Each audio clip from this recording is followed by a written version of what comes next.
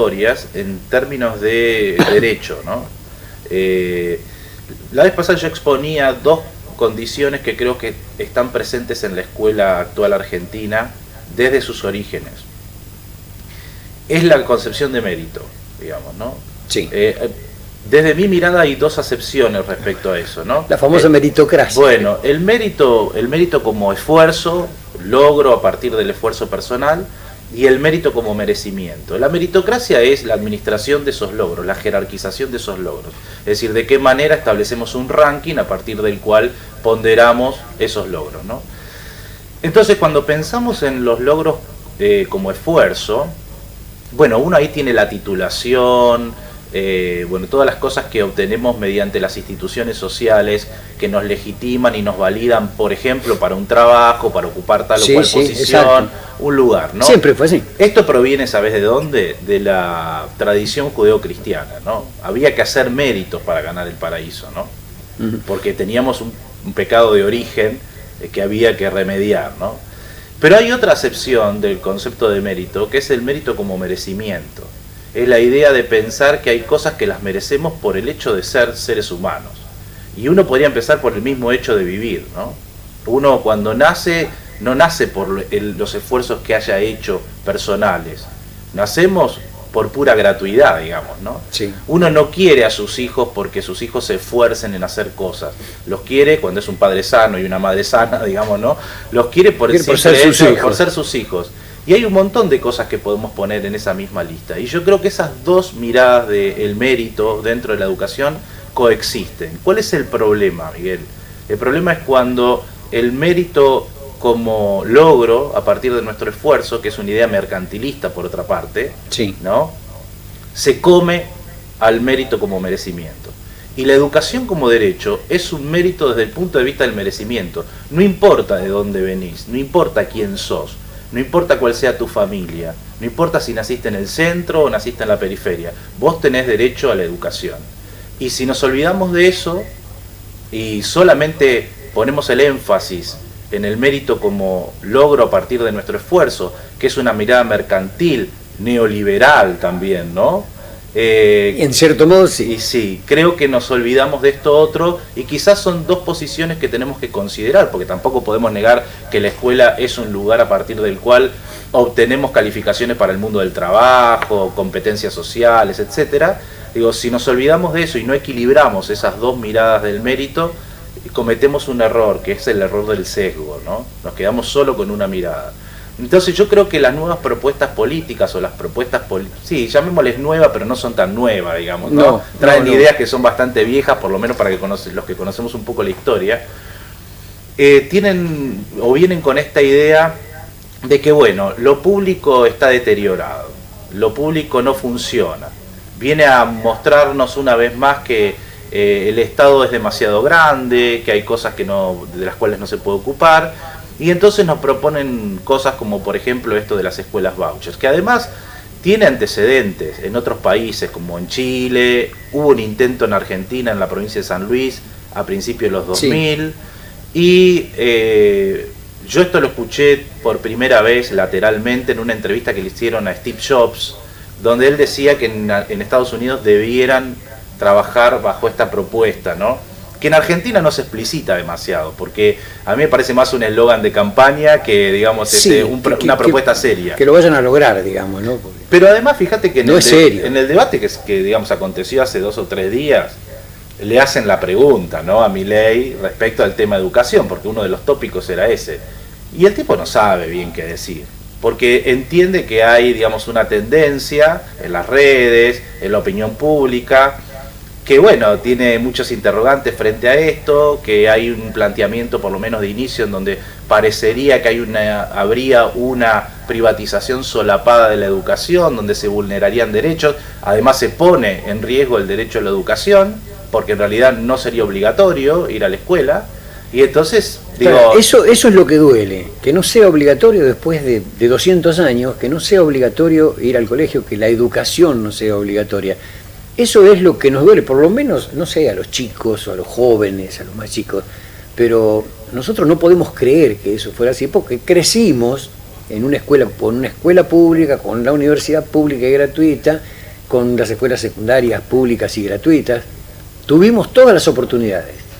Algunos las aprovecharon, otros no, pero bueno, así fue la vida. Pero además te presento otros contraejemplos, ¿no? Porque acabo de decir, bueno, el argumento también es el hecho de que lo público está deteriorado. Hace semanas se publicó el ranking de universidades en el mundo, sí, y la Universidad de Buenos Aires, de la cual soy parte, digamos, y la Universidad de La Plata están entre una de las mejores, ¿no? Entonces, digo, esto no es cierto.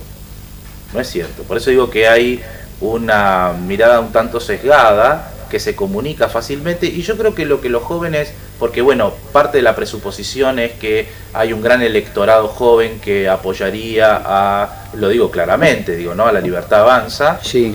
Digo, sí, es lo que está pasando. Creo que lo que están pidiendo son razones, ¿no? Que expliquemos por qué, y si tenemos que explicar por qué es bueno que los chicos estén en la escuela y por qué consideramos que eso es un valor, que no es un bien simplemente individual, que eso tiene consecuencias en lo social.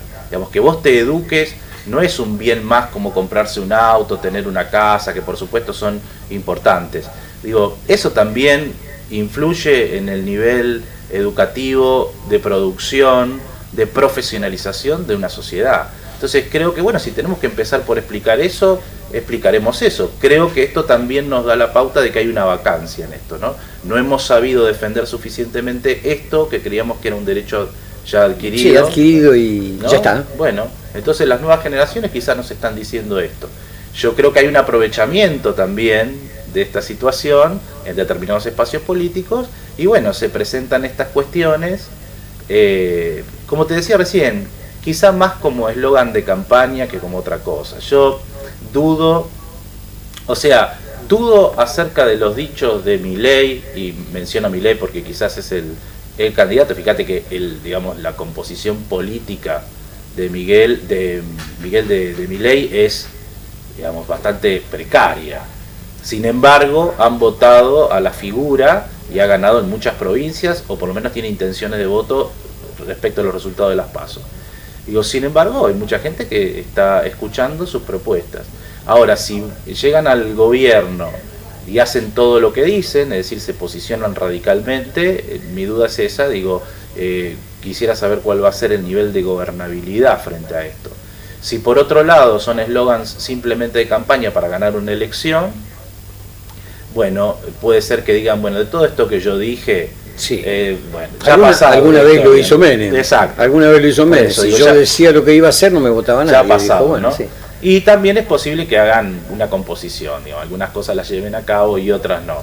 Pero bueno, hay muchos interrogantes frente a la figura de él, frente a sus propuestas. Es un outsider, digamos, es un tipo que viene por fuera de la política, es una antipolítica según él, pero se mete en la política supuestamente para destruir todo. Yo escribí algo, en realidad a partir de esto que escribí empezamos a autoconvocarnos para empezar a hablar de este tema, y yo no soy de los que piensen que para construir haya que destruir todo, digamos. Ahora, algo muy de entre casa que te voy a preguntar, Juan Ignacio.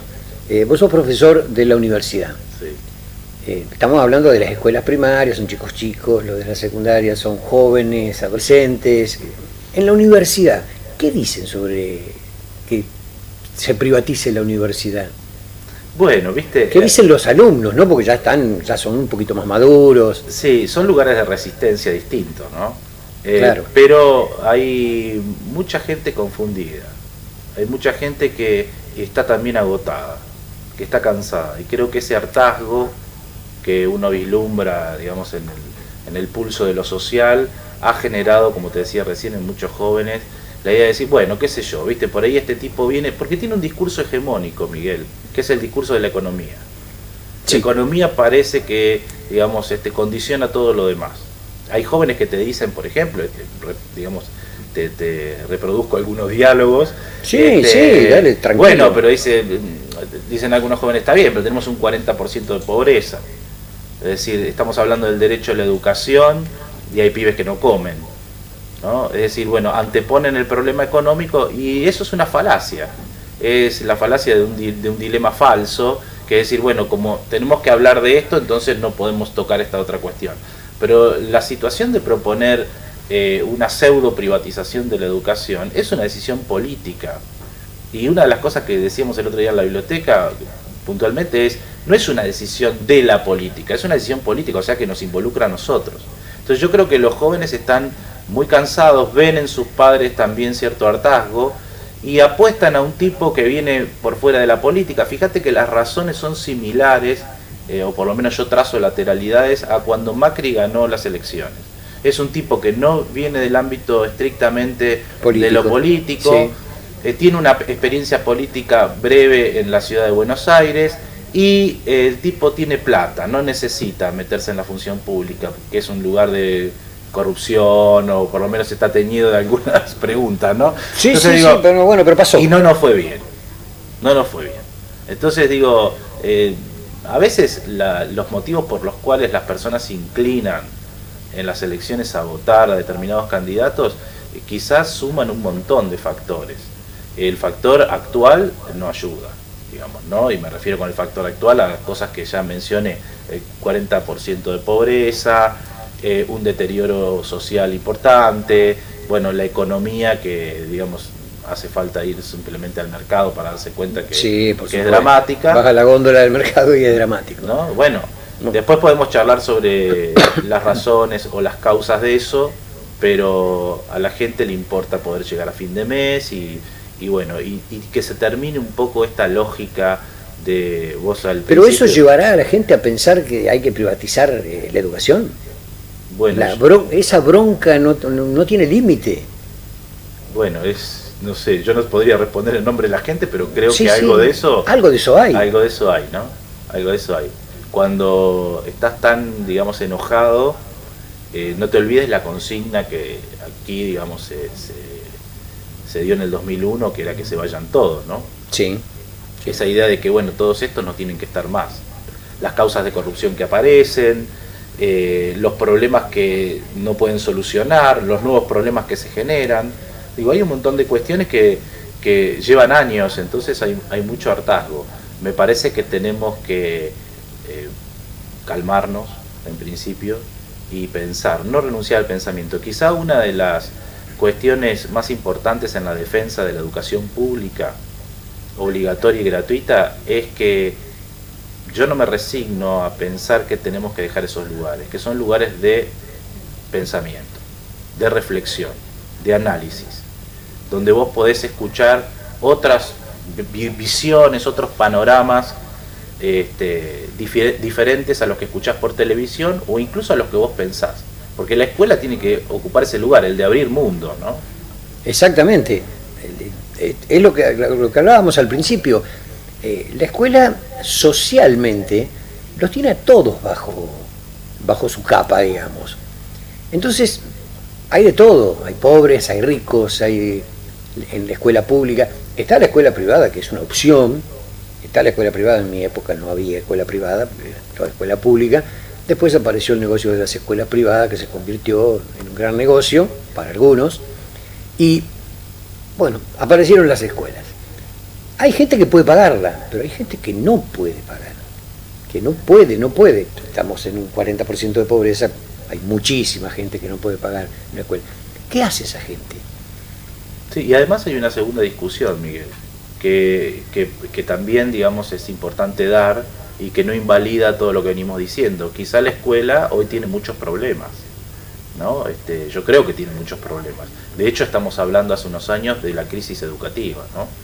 Que se reflejan a veces en las pruebas estas, digamos, estandarizadas, la incapacidad de muchos jóvenes de leer y comprender un texto. Pero, insisto, eso tiene soluciones, digamos, claro, posible, ¿no? Por eso te voy a preguntar eso. ¿Tiene solución? Sí, entre otras cosas, digamos, está la opción de esta pseudo privatización o las escuelas voucher. Digo, pero no es la única mirada posible sobre eso. Entonces, vuelvo sobre lo mismo, digo, me parece que es una discusión que tenemos que dar. Si tenemos un sistema educativo en crisis, tendremos que pensar qué cosas tenemos que hacer para resolver, subsanar esta escuela argentina que fue modelo en una época, ¿no? Que fue modelo.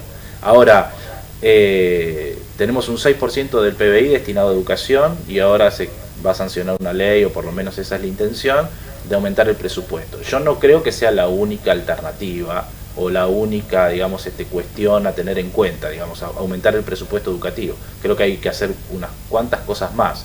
Pero, digo, insisto, a veces nos paramos en falsos dilemas, ¿no? O pensar que lo público es malo y que lo privado es algo bueno, y yo creo que es un falso dilema porque no estamos haciendo una oposición con lo privado, simplemente estamos diciendo que si la educación argentina es un derecho adquirido desde hace muchísimo tiempo, es una potestad del Estado y es además un posicionamiento ético, porque vos sabés que en otros países la gente tiene que pagar por su educación. Sí, Digo, sí, lo tenemos.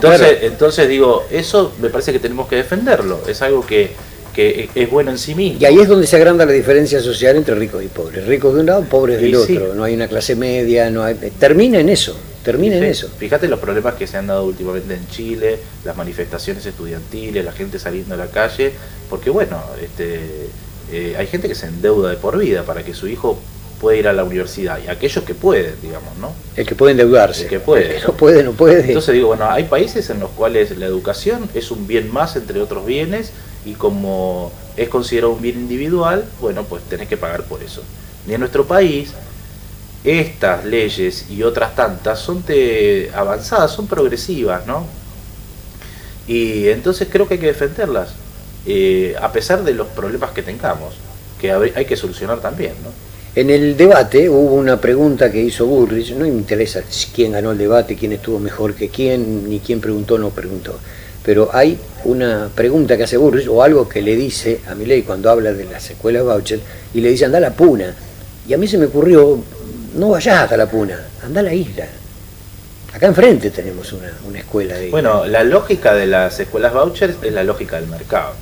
Hay oferta, Exacto. Hay demanda, vos estás posicionando en realidad la cuestión no tanto sobre la oferta, no sobre las escuelas, sino sobre la demanda de la gente, y por lo tanto la lógica es la competitividad, o sea que las escuelas empiezan a competir entre sí. Esto es lo que él explicó de una manera muy elemental. Sí, es lo que explica. Por lo tanto, si vos le das un voucher a la familia va a elegir a qué escuela ir. Eso es de conocer en principio el sistema educativo, porque hay menos escuelas que cantidad de alumnos. De hecho, las escuelas están superpobladas. Pero también tenés estos casos, como los que mencionas vos, lugares en donde solamente hay una escuela con aulas integradas, por ejemplo, con chicos de distintas edades. Exacto. Digo, y si esa escuela no se vuelve competitiva, digamos, se cierra, ¿no? Entonces, esa es la cuestión que estamos discutiendo. Yo creo que sí, que eso es lo más importante. Por eso esa pregunta de que anda a la Puna me pareció una muy buena pregunta para hacerle. Anda a la Puna, no conoces el país. Y en ese momento a mí se me ocurrió, no te vayas a la Puna. Vení acá, a la Isla Botija, donde hay una escuela, donde hay 7, 8, 10 alumnos. Entonces, ¿esa escuela qué hacemos? La cerramos porque el mercado ahora, no me la banca. ¿Sabes qué se me ocurre ahora, Miguel? Digo, a partir de que estamos diciendo esto, fue la consigna también que se libró en la década de los 90 con los ferrocarriles, ¿te acordás? Sí.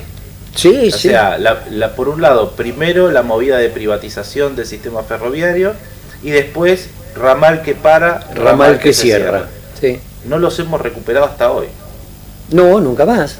Entonces digo... No era ramal que para, ramal que cierra. Sí. Era así. Bueno, y no se recuperó más. Hay pueblos que murieron después. Exactamente, porque por ahí pasaba el tren. Bueno, yo creo que cuando avanzamos en ese sentido, corremos serios riesgos. Entonces creo que de esto también estamos hablando. Y por ahí tengamos que hacer un poco de historia, por ahí tengamos que explicar las consecuencias. Tampoco es asustar a nadie y decir, bueno, miren, lo que estamos tratando de decir acá es que no voten a tal o cual espacio. A mí me parece que no el ejercicio democrático... Voten o no voten, es aclarar una situación. Es dar razones, es decir, bueno, estas son las razones por las cuales hay un grupo de gente que propone esto y estas son las posibles consecuencias. Pero es importante que las conozcas. No que tengamos todo tapado con un velo y que en realidad asomemos una punta de la cuestión y que vos tengas que adivinar lo otro o darte por enterado cuando la cuestión, digamos, se concrete. Entonces me parece que eso tenemos que hablar y no son suficientemente claros. Te repito, no sé si porque esto es una suerte de, bueno, gancho de campaña, porque también es llamativo que se han dicho muchas cosas que en otra época hubiesen sido horrorosas, digamos, sí, espantosas, son horrorosas ahora. Y hoy prendieron, pero hoy prendieron, sí, en un electorado joven, en un montón de gente que está harta. Entonces digo, bueno, quizás tengamos que repensar algunas cuestiones y ir a fondo con eso. También dudo de que haya mucha gente interesada en saber cuáles son las plataformas electorales. Yo creo que mucha gente está indecisa, mucha gente vota por lo que ve en las redes, por lo que escucha. Sí, nadie se va a poner a leer y no sé si existen las plataformas electorales. Mira, no sé si se pueden leer, pero nadie va a leer. Escuchan, nadie lo lee, no. O lo ven en las Escuchan redes. a los candidatos. Mira, yo hace 2 años sigo un canal de YouTube que se llamaba Milei Presidente y ahora se llama El Peluca Milei. Y lo sigo porque hablaba con un grupo de amigos y me decían, no, pero es un desquiciado, ojo con este tipo, decía yo, porque tenía muchísimas vistas, Miguel. Y todas las titulaciones de los videos tenían que ver, los videos eran fragmentos de programas de televisión a los cuales él asistía, pero los títulos de los videos eran: Milei le rompió el plin plin plin a fulano de tal, Milei le cerró la boca a la zurda tal, no, todo con improperios. Eso están haciendo con TikTok hoy. Bueno, exactamente lo mismo. O sea, hay una legitimación de la violencia y hay una forma de comunicar que aparentemente seduce, ¿no? Y sobre eso también tenemos que poner la mirada. Y dio resultados, por lo menos en las PASO. Sí. Juan Ignacio, te agradezco que hayas venido. Espero que se haya aclarado un poco más. Ahora, bueno, las próximas semanas, hasta las elecciones, esto va a ser nada más que política, pero bueno, estamos en contacto y vamos a seguir hablando sobre todo de los temas de educación. Bueno. Me parece que hay que llevarle a la gente a la casa qué es lo que pasa con la educación y cómo está la educación. No solamente en Zárate, en la provincia y en el país. Gracias por haber venido. No, te agradezco por la invitación. Nos vamos al corte, ya volvemos. En el próximo bloque, Unión por la Patria. Ahora podés pedir tu factura y enviar tu comprobante de pago por WhatsApp. En Zárate, 011 56 22 61 00. En Lima, 3487 3401 36.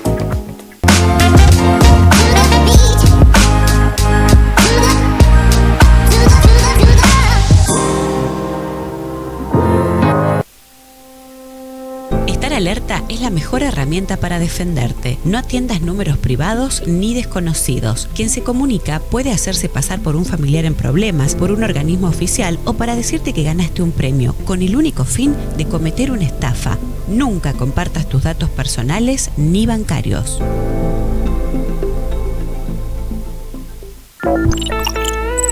Ahora Carletel, Canal 4, te acompaña a todas partes. Descarga la aplicación y miranos estés donde estés.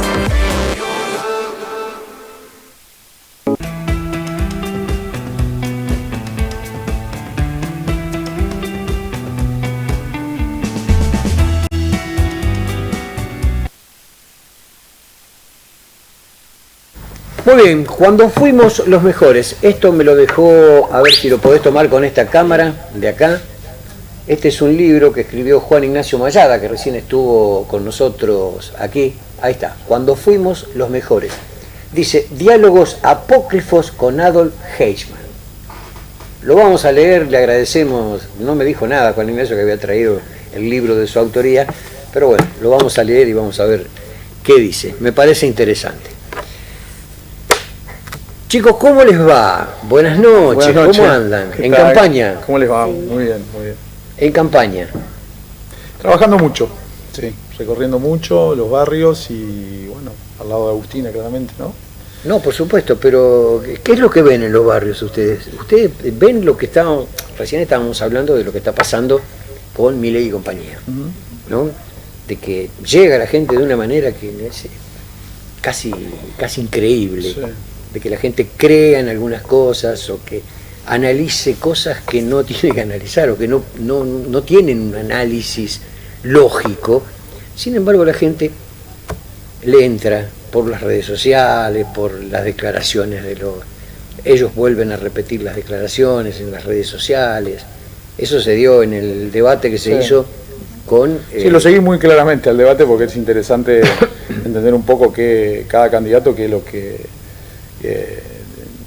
¿Cómo lo viste tiene pensado para nuestro país, ¿no? Porque obviamente eran candidatos presidenciales y bueno, tampoco fueron claras las respuestas de muchos de esos candidatos.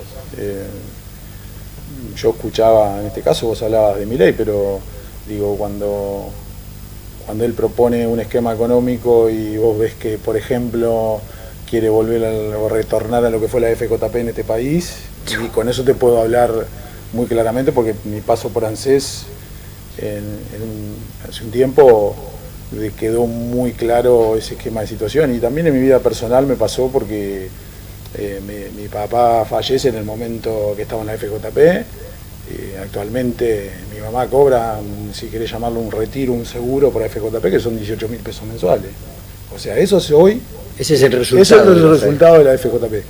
Y verdaderamente, como mi mamá, seguramente no muchos argentinos... O sea, no alcanzó a volver al sistema de reparto. No alcanzó a volver al sistema de reparto, porque claramente fue pensionada en ese momento con ese beneficio, y que muy tristemente, como te lo dije, son 18.000 pesos mensuales, que no tienen los aumentos que hoy tiene una pensión o una jubilación, que seguramente se puede discutir o no, que hoy actualmente las jubilaciones y las pensiones necesiten un ajuste claramente, pero no es lo mismo, y obviamente la obra social de PAMI, con todo lo que tiene que ver con los medicamentos gratuitos, con la atención, y bueno, eso es lo que propone el candidato de Libertad Avanza, y es muy triste, porque esa situación en nuestro país ya la vivimos todos los argentinos, y creo que nadie quiere volver a ese tipo de gestión, de administración de lo que fue ANSES.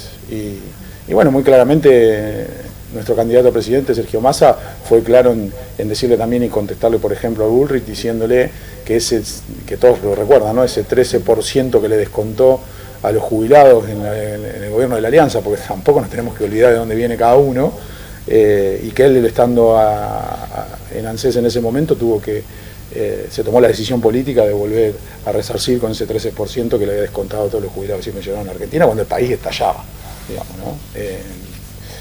Y que ese tipo de recetas claramente no son las que queremos los argentinos, y que queremos seguir creciendo con trabajo, con la industria, con un montón de cuestiones que también vienen reflejadas acá al llano. Cuando te decía que la campaña viene por ese lado, bueno, Marcela te puede explicar un poco más del esquema de productivo que necesitamos en nuestras ciudades, y que necesariamente es el futuro de lo que viene, ¿no? En ese sentido.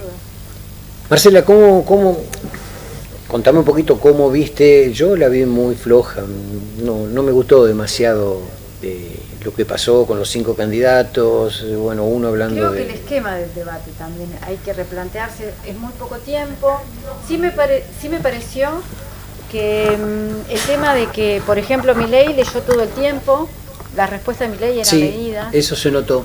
Eso se notó terriblemente. Creo que nosotros tenemos el mejor candidato, tiene gestión. Creo que todos se cuidaron un poco, ¿no? Los 5 candidatos. Sí, puede ser que todos se cuidaron, pero el único que presentó propuestas firmes y que se pueden llevar a cabo fue Sergio Massa. Porque después el resto, si vos ponés a evaluar, Milei expone patear el tablero en todos los sentidos, y la gente, yo creo que eso es lo que nosotros tenemos que hablar con la gente. ¿Qué pasa con todas las propuestas de Milei? ¿A dónde llegamos cuando un pibe no puede acceder a la escuela? Porque no va a acceder a la escuela. Bueno, de eso terminamos de hablar recién con un profesor de la universidad, de escuelas secundarias, está en la universidad, que la universidad llega de otra manera el discurso de Milei. Totalmente. Ya a la universidad llega de otra manera, no es lo mismo que los chicos, los adolescentes o chicos de la escuela secundaria, que lo ven de una manera. En la universidad se ve de otra manera y no entra tanto el discurso con la privatización de las universidades y todo. Bueno, porque la privatización de la educación. Bueno, porque tiene que ver también un poco la edad de los jóvenes hoy, donde claramente el gran desafío es de qué manera, una vez que ellos terminen el secundario, y aquellos que quieran acceder a la educación pública, universitaria y gratuita, que a veces cuesta y mucho, y te lo puedo decir que uno de mis hermanos fue el primer profesional de la familia, y en ese momento nos costó un montón, que viajar, que ayudar a lo que le pasa a todos los ciudadanos de a pie, ¿no? A todos los estudiantes, a la familia, el trabajo, bueno, ver de qué manera acompañarlos para para que puedan tener su título. Todos sabemos que en nuestro país, siendo profesional, siempre es un poco mejor, digamos, uno quiere dejar el piso ya preparado para que el que venga pueda vivir mucho mejor. Y creo que eso, en ese sentido, la educación en nuestro país, en este caso universitaria y gratuita, y que pueda acceder, y la oferta, ¿no? Porque uno, por ahí acá mucho no se ve porque no tenemos oferta, pero si se trabaja a conciencia en ese sentido, darle una oferta educativa a muchos jóvenes de Zárate, que es lo que venimos planteando en los diferentes proyectos, en las diferentes mesas y equipos técnicos que se vienen desarrollando en conjunto. Ahora mañana casualmente hay uno que tiene que ver con educación y bueno, va a ser seguramente uno de los planteos que tengamos en la mesa del diálogo y del debate y de las ideas, es poder tener más carreras dentro de nuestro distrito que acompañen a este esquema de producción que necesitamos, desde las fábricas, desde aquellas nuevas que se vengan a radicar y demás, porque si esa oferta nosotros la tenemos en el distrito hacia los jóvenes, claramente le podemos mostrar que es totalmente diferente, que no es lo que Milei plantea, sino que es lo que verdaderamente sucede en otros lugares de nuestro país, en la propia provincia de Buenos Aires, porque mientras más universidades tengamos, más posibilidades de acceso a la educación tengan y diferentes carreras también donde puedan acercarse todos los estudiantes. Pero uno ve en televisión, por ejemplo, que van a las puertas de las universidades a conversar con los jóvenes. No, yo soy de Chile, yo soy de Paraguay, yo soy de Bolivia. ¿Y por qué viniste? Porque no tengo posibilidades en mi país. Bueno, en Chile eso habría que analizarlo un poco más. Lo que tenemos que analizar es, nosotros tenemos una estructura educativa que es modelo en el mundo, ¿sí? En todo lo que es la educación pública. Y de eso tenemos que estar orgullosos. Entonces tenemos que analizar también lo que vienen a destruir. ¿Por qué es destruir? Ponerle un voucher a un pibe, como dijo Sergio Massa, ¿quién tiene 3 millones de pesos para mandar a su hijo a estudiar en una universidad? Muy pocos. ¿Sí? Entonces es como que se hace más selectivo. Y eso es lo que los jóvenes tienen que entender, que con un voucher en un secundario, un voucher en un terciario, no pueden hacer nada, porque lo que tienen que defender, y lo que siempre defendimos todos, es la educación pública, de calidad por supuesto. Y acá en Zárate, como bien dijo Agustina en varias oportunidades, se está evaluando todo. Nosotros somos un polo industrial importantísimo, el segundo de la provincia de Buenos Aires. Bueno, ¿cómo hacemos que nuestros jóvenes se inserten también? Que cuando una fábrica necesite un operario... que haya salida laboral, digamos. Que ellos puedan acceder. Como fue en alguna época el colegio industrial. Totalmente. Claro. Como fue el colegio industrial. Sí. Vos salías del colegio industrial, eras un técnico preparado y tenías salida laboral. Claramente eso tiene que ver un poco con el esquema que planteamos en el área productiva de nuestro distrito. Porque vamos a hablar por eso digo, si esa área productiva de nuestro distrito trabaja articuladamente con nuestra unión industrial, con nuestras pymes, con nuestros comerciantes, claramente podemos de esa manera trabajar a conciencia y que esta oferta laboral en el distrito sea cada vez más afianzada. A ver, debemos trabajar claramente en el esquema productivo de cada una de las industrias. Cuando digo esto hablo de sus proveedores. A ver, es muy importante que nuestro distrito, tanto las pymes y los comerciantes, puedan tener ese valor agregado en nuestra industria más grande. Si eso nosotros logramos generar las herramientas necesarias para ser los interlocutores, que es lo que debe hacer el Estado, de esta manera vamos a garantizar que seguramente hoy aquellos proveedores que vengan de otras ciudades no vengan y sí podamos generar esa oferta laboral para muchos trabajadores de nuestra localidad, no solamente aquel joven que quiere salir de la escuela secundaria y iniciar su carrera laboral, sino también aquellos trabajadores que ya tenemos en el distrito que los necesitamos obviamente trabajando, ¿no? Alguna vez, vos no estabas todavía en el Consejo Deliberante, pero alguna vez se trató en el Consejo Deliberante el compre local. Me parece que es lo mejor que puede pasar. Sí. De que se trate en el Consejo Deliberante el tema del compre local, que vayan los... Hay una ordenanza. Hay una ordenanza, sí. Que dice que los proveedores tienen que ser locales. Bueno, no se cumple. No, bueno, pero cumplir, son políticas públicas que algún Estado presente tiene que estar. Tiene que ser. Y una Secretaría de Desarrollo Económico tiene que impulsar. O sea, es todo un circuito para trabajar.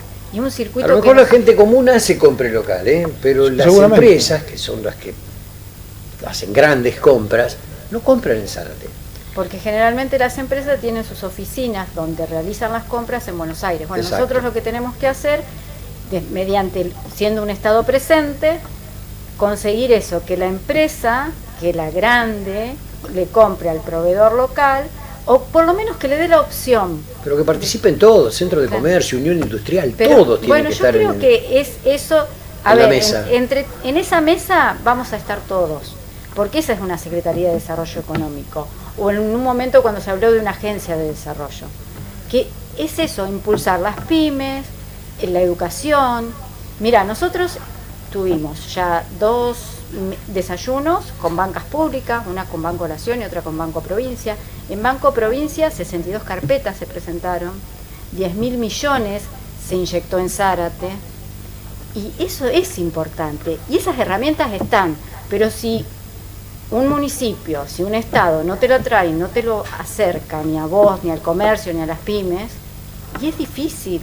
Entonces, con Agustina realmente realizamos, aún hoy, ella siendo candidata y siendo diputada, ha gestionado muchísimo en nuestro distrito. Y no es solo porque acompañamos a Agustina, sino porque realmente lo vemos y lo reconoce la gente. Nosotros caminamos con Agustina y la gente reconoce, gracias por esto, gracias por aquello, gracias, no sabés. O sea, ya sea un comerciante, ya sea una pyme, como en un barrio. Toda la gente nos agradece. Hay muchas cosas Lucas, que... Sí, perdón. dale. No, digo, hay muchas cosas que se plantearon en campaña, que se ha trabajado. Bueno, vos estuviste presente cuando hicimos la presentación de lo que iba a ser nuestro plan programático de la ciudad de Lima. Sí. En la cual nosotros debatíamos y discutíamos en ese momento con muchos compañeros la importancia de nuestra salud pública, en la gestión del hospital, de la ciudad, y también lo de la ayudantía fiscal. 2 temas que hoy no digo que están resueltos, pero fueron parte de los anuncios que hizo el gobernador en su última visita con el ministro de Salud, y donde, bueno, Agustina claramente fue concreta en la solicitud, tanto al gobernador y al ministro, de, bueno, la inversión de más de 4.500 millones en lo que va a ser el hospital actual que tenemos en la ciudad de Zárate, y el hospital en red que va a tener la ciudad de Lima. O sea, lo veníamos planteando como eje importante en un esquema de gobierno, porque sabemos que es totalmente necesario para nuestra localidad. Por supuesto. Y también el otro tema que, bueno, en su momento yo siendo concejal lo había planteado en el Consejo Deliberante, que era la necesidad de una ayudantía fiscal en nuestro distrito. Y esto tiene que ver un poco con las varias necesidades que hemos tenido desde hace mucho tiempo en las 2 ciudades, ¿no? Pero que tiene que ver con la justicia, ¿no? Hoy... Bueno, ¿cuánto hace que está la ayudantía fiscal en Lima? Hace unos días. Por eso digo, a ver, el encargado en este caso de la justicia a nivel regional ha firmado la resolución para la creación de esta ayudantía fiscal. Exacto. Tiene que nombrar el ayudante fiscal, y eso, como te decía, lo que va a hacer es generar este vínculo con las fuerzas locales de la policía para actuar mucho más rápido en un montón de hechos que hoy, por ejemplo, se hace una denuncia, viene la fiscalía de acá, hasta que se dictan los allanamientos y todo lo demás, se trabaja mucho más articulado. En lugares donde ya funcionan ayudantías fiscales, verdaderamente lo que pasa después es se crea la fiscalía. Claro. Sí, Entonces, hay un paso. el beneficio siguiente ayudantía fiscal a la para fiscalía, todo, hay un por paso. eso digo, el beneficio siguiente para todos los vecinos es eso, ¿no? Tener su propia fiscalía, y en el cual claramente podemos desarrollar mucho más rápido la justicia en este caso, ¿no? Articulado con las fuerzas policiales, con el municipio en este caso, poder concretar esto, que es un anhelo y un pedido claramente, y una necesidad por el crecimiento potencial que hemos tenido de los habitantes, tanto en Zárate como en Lima, ¿no? ¿Qué les pide la gente, Marcela? Aparte porque todos los partidos políticos dicen, no, seguridad. Bueno, seguridad del tema. Pero la gente debe pedir cosas a lo mejor más importantes para ellos. La Mira, seguridad si es importante para todos. Sí, para todos. Pero si hay vas a un algunos barrio, sectores que necesitan otra si vas a un cosa. barrio te piden que la calle, que acceder al agua potable, acceder a la vivienda, o sea, las necesidades son muchísimas. Y realmente nosotros cada vez que vamos y compartimos en un barrio y estamos y hablamos con los vecinos, hasta del acceso a un transporte público que también se dificulta, porque por ahí hay barrios que el transporte público lo deja muy alejado de donde está, porque realmente Zárate no se fue planeado de esta forma de la forma que creció. Y bueno, nuestro objetivo es eso, objetivo es que cada vecino tenga su barrio bien arreglado, que tenga todas sus necesidades básicas cubiertas. Obviamente que va a llevar tiempo, sí, porque son muchas las necesidades. Pero bueno, un primer paso es esto, ir, escuchar, saber y acompañar en todo lo que podemos, por supuesto, desde nuestro lugar hoy. Sí, casualmente Lucas, eso, perdón, en eso sí, le quería comentar. Hoy estuve reunido con gente que vino del Ministerio de Desarrollo Social de Nación, de su Secretaría de Abordaje que se hace en territorio, que se llama SISU, donde desde hace un tiempo se viene trabajando en todo lo que es el tendido eléctrico de los barrios RENAVAP, ¿no? En Lima tenemos 4 barrios RENAVAP, se han hecho el tendido eléctrico para cada uno de ellos. Estuve casualmente en territorio viéndolo, trabajando ahí en un poco una reunión improvisada, si quieres llamarlo de alguna manera, en el barrio 8 de septiembre de Lima, que es uno de los barrios que están incluidos en el RENAVAP, y hablamos de los otros programas que existen dentro de la SISU, que es un financiamiento del Estado Nacional directamente en territorio en estos barrios. Y hay lugares donde se han hecho cordón cuneta, se ha hecho su vereda, se han hecho las conexiones de agua, de cloaca. Lamentablemente en este tiempo, en estos 3 años, perdimos de poder acceder a ese tipo de programas nacionales y ejecutarlos netamente en los barrios, 6.000 millones de pesos. Por falta de equipos técnicos, por otras discusiones políticas verdaderamente tristes, ¿no? Por la necesidad que tenemos los vecinos. Entonces, ese abordaje que plantea, en este caso Marcela, nosotros ya estamos trabajando con ellos, viendo este tipo de políticas a llevar adelante, que verdaderamente le cambia la vida a la gente, ¿no? Cuando yo digo que vos le vas a llevar el agua de red, donde se pueden hacer cloacas, donde se pueden hacer veredas, donde se puede hacer cordón cuneta. Con agua y cloaca. No, pero también la obra pública es importante para los barrios, sacar las calles de tierra, hacer cordón cuneta, después hacer asfalto, porque verdaderamente es eso lo que necesitan muchos barrios de nuestra localidad y también, por ejemplo, en este caso de la ciudad de Zárate y la ciudad de Lima. Y en el caso de esto que vos planteabas, lo de la seguridad, te quería comentar algo, porque yo digo, bueno, ya que podemos hablar un poco de cómo encontramos la gestión, o lo que fue en este caso la gestión al inicio del 2020 y con cómo nos encontramos ahora, para ver el número, pero no digo que eso quite los problemas de seguridad que podemos llegar a tener en el distrito, en el cual estamos trabajando en un programa de cómo se abordan temas estructurales, que todo tiene que ver con todo, ¿no? Los desarrollos, los problemas de los barrios, los problemas... La educación, es todo, no es solamente la seguridad, es ese tema, pero yo digo, bueno, un poco en su momento, yo siendo concejal, había exigido poder ampliar en aquel momento las cuadrículas de patrullaje en la ciudad, porque yo creía que 7 cuadrículas no era, o me parece a mí que había crecido tanto la localidad que con 7 cuadrículas dejábamos algunos territorios descubiertos y claramente el delito va mutando de barrio a barrio y no todos los barrios son iguales en este caso, pero digo, pasaba eso. Entonces yo digo, bueno, vamos a averiguar un poco de qué estábamos hablando. En ese momento, ya del 2020, eran 6 patrulleros para la localidad de Zárate y un patrullero tenía Lima. Ese fue el inicio de la gestión, y esta fue la gestión Ritondo, Maskin, te empiezo a nombrar todos los que están dentro de lo que cambiemos, ¿no? Porque ellos gobernaron la provincia de Buenos Aires con la Leona, si querés llamarlo. Ahora que tenemos de un lado el León y de la Leona, que son los mismos, terminan siendo unos gatitos, pero digo, en ese momento dejaron la gestión con 6 patrulleros para Zárate y un patrullero para Lima. Hoy la gestión tiene 46 patrulleros en total para Zárate, 6 tiene Lima, y 2 patrulleros adicionales que son de la policía de la mujer. En ese momento, allá en el 2020, había 98 efectivos. Hoy hay 355 efectivos. Exacto. Para poner blanco sobre negro de los modelos, porque ya que tanto hablan de la seguridad y hacen campaña con la seguridad, porque lo único que lo escucho hablar es eso, no están siendo claros con un montón de otras cosas que necesitan los vecinos. No digo que el problema de la seguridad no sea un problema hoy. Yo lo que digo es, para poner 2 modelos de gestión, porque ya gobernaron, o sea, claramente uno puede ver que hoy hay más efectivos en la calle, hay más patrulleros y lo que se está pensando es poder traer aún más efectivos para poder trabajar coordinado. Eso te lo quería comentar, porque si no queda, viste, como tenemos que tener memoria. Sí, nos queda poquito tiempo, pero quería hablar cómo está viviendo Lima esto, porque es la primera vez que Lima tiene un candidato a intendente con posibilidades de llegar. ¿Cómo lo vive la gente de Lima? Y la verdad que los resultados, de las elecciones, de las PASO están a la vista, ¿no? Como te decía, nosotros trabajamos mucho durante mucho tiempo en armar este esquema programático de las necesidades que tiene nuestra ciudad.